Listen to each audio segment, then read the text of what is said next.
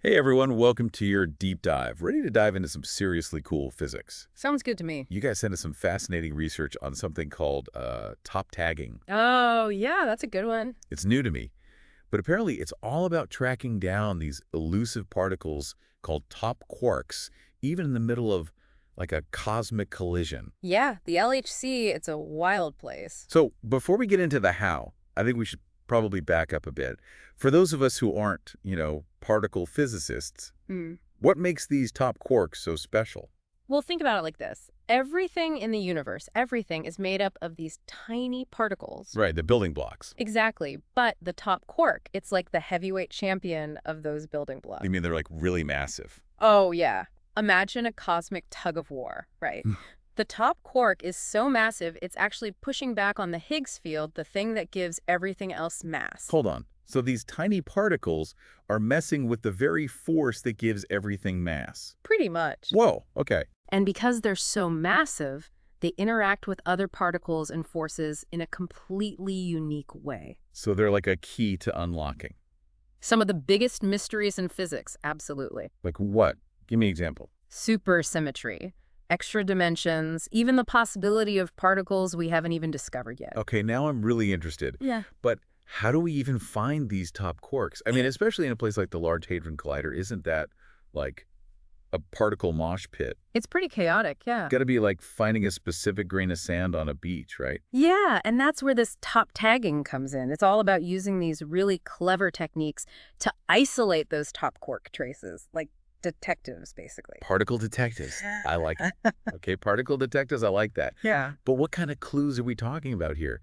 It can't be as simple as, hey, look, a top quark. Right. It's way more subtle than that. Think of it more like, think of these algorithms as like recipes. Okay, I can work with that. Yeah, they've got multiple steps, and each step, it helps narrow down, it helps isolate the signal, the top quark signal we're looking for. Okay, so what's the first ingredient in our top quark recipe? Right. So first, we've got something called jet clustering. Jet clustering. No, imagine like you're trying to organize a huge box of Legos. Oh, I get it, yeah. Right. You wouldn't want to just pick them up one by one. You'd group them. Totally. Put all the red ones together, then the blue ones, that sort of thing. Exactly. And that's basically what jet clustering does, but with particles. Okay, so instead of a jumbled mess of individual particles, you've got these, like, organized jets that paint a clearer picture. Yeah, exactly. When these particles fly out from a collision at the LHC, they often cluster in these like cone-shaped groups, and we call these jets. And just like with the Legos, but grouping these particles together based on their energy, their direction. You can start to make sense of the chaos. Right. But here's where it gets really interesting. We can actually analyze the properties of these jets to see if they match what we'd expect from a top quark decay. Oh, okay, so what kind of properties are we talking about here? So one important one is jet mass. So even if you can't like see all the details of an object, right, you can still get a sense of its mass by, how it moves or how much it resists being moved. Right, like a bowling ball versus a tennis ball, you can tell which one's heavier just by, like, how they roll. Exactly. And we can measure this jet mass to see if it lines up with the expected mass of a top quark. Makes sense. What else? Another one is jet shape. Jet shape. Is that like looking at the silhouette of a particle? Yes, exactly. Just like you can recognize a cat just by its shadow, we can use the shape of a jet to give us clues about what kind of particle created it. Oh, that's interesting. And a top quark decay, it has a very distinct jet shape compared to, other types of particles. Okay, so we're like particle detectives. We're looking at like security footage, analyzing shapes and movements to identify our suspect. Exactly. And there's one more tool in our detective kit. Clustering history. Clustering history, all right. Fill me in. So imagine you're, tracing back your family tree, right? Yeah.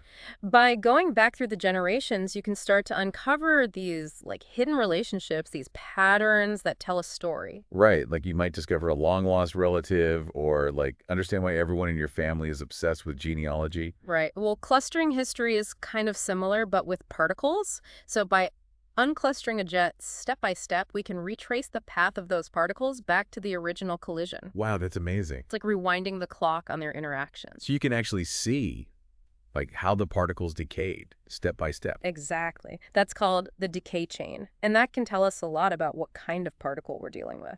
Okay, so we've got jet clustering, jet mass, jet shape, clustering history. Yeah. It's like we're building a whole case file on these top quarks. This is really cool. And the best part is, this isn't even all the tools we have.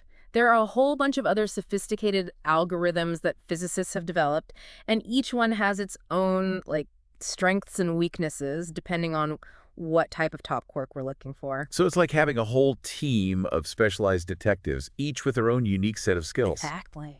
But hold on a second. With all this talk about algorithms and clues, are we forgetting about, the elephant in the room? I mean, the LHC, it's a busy place, right? Yeah. How do we make sure that our top quark signal isn't getting drowned out by all the other noise? Right. It's like we're at that rock concert, but the music's cranked up to 11, and there's a laser light show happening, and people are dancing everywhere. How do you even begin to focus? You're exactly right. There's a lot going on. It's a constant challenge, and it's something we call QCD effects. QCD effects. Sounds intense. It's basically all those quarks and gluons, interacting with each other in ways that can, like, mimic the signals we're looking for. So it's like these false positives, like they're throwing off the scent. Kinda. And these QCD effects, they can pop up in a few different ways. Sometimes it's extra particles that get emitted from the top quark itself after it decays. Like a little see you later present. Yeah, like a little confetti bomb. Or sometimes they're actually produced in the original collision, the one that created the top quark in the first place. Okay, so it's like there's this extra layer of, like, background noise from the get-go. Yeah, exactly. It definitely makes things trickier. But I have to imagine physicists have come up with some pretty clever ways to deal with these, right? Oh, absolutely. There's a bunch of techniques, we call them grooming techniques, to kind of clean up the data and make those top quark signals stand out. Grooming techniques, I like it. So we're giving this messy data a makeover. Yeah, exactly. One of these techniques, it's called filtering, and it's basically like using a metal detector on the beach, right? Right, you only want the metal, not all the sand and shells. Exactly. We're setting these specific criteria to try and filter out the noise and keep only the things that are most likely related to top quarks. Okay, that makes sense. Yeah.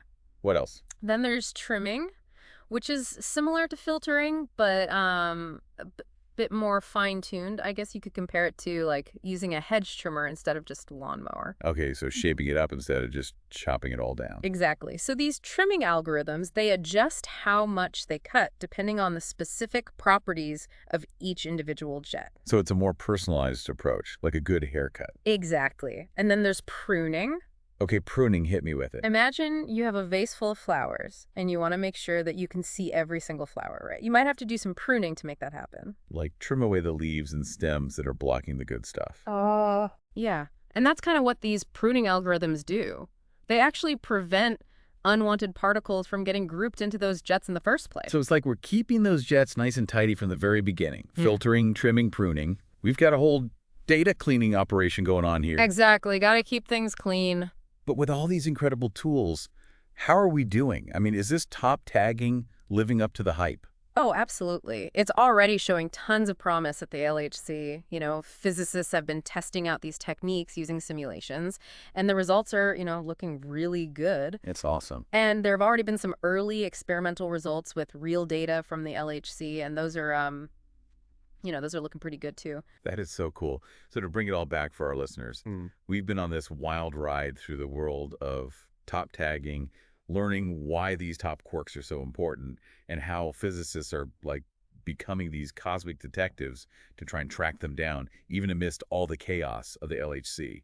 And it seems like even though there are all these challenges, like this QCD effects we talked about, physicists are finding some really ingenious ways to overcome them with these crazy cool techniques like filtering, trimming, and pruning. It's amazing to think that each of those jets, each collision, it could hold the key to, like, unlocking new physics, right? You got it. That's what we're hoping for. Thanks for joining us for this deep dive. Until next time.